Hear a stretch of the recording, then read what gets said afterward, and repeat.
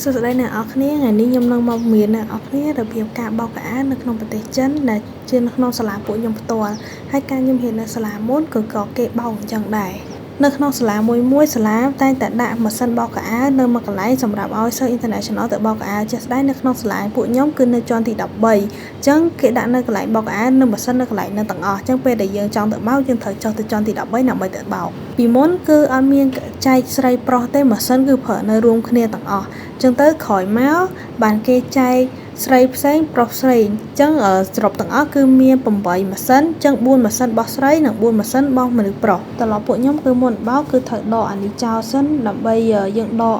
ដែលកំតិចបោកក្អាពីមុនមកដោយសារយើងបោកចូលគ្នាស្រីប្រុសទៅតែឥឡូវឯងបែងចែកតែទោះមិនក៏វាមានអាពួកនឹងដែរអញ្ចឹងយើងដកចេញទៅដើម្បីកុំឲ្យប្រឡាក់ក្អាអញ្ចឹងណាចឹងពេលដែលដកចេញហើយគឺយើងយកអាហ្នឹងទៅកវ៉ាត់ចោលនៅធុងម្រាមព្រោះនៅក្នុងហ្នឹងគឺមានកន្លែងធុងម្រាមមួយដើម្បីដាក់របស់របរកវ៉ាត់ចោលអត់អាច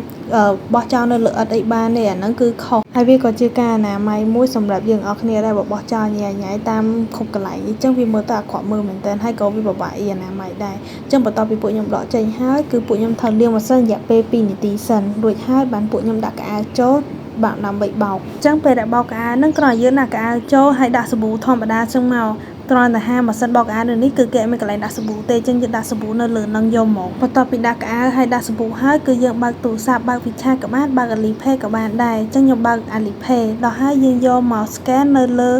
QR code ដែលមាននៅលើម៉ាស៊ីនមួយហ្នឹងអញ្ចឹងម៉ាស៊ីនមួយគឺសុទ្ធតែមាន QR code ទាំងអស់អញ្ចឹងយើងយកមក scan មកពេលខ្លះគឺវា load auto ចូលហ្មងប៉ុន្តែពេលខ្លះយើងត្រូវ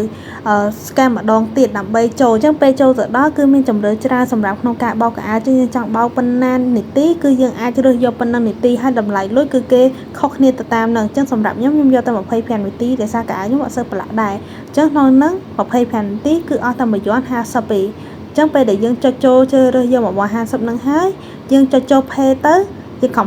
confirm រួចហើយម៉ាស៊ីននឹងដំណើរការបោកក្អាវតាមហ្នឹងហើយអញ្ចឹងពេលដែលយើង pay លុយអីហើយ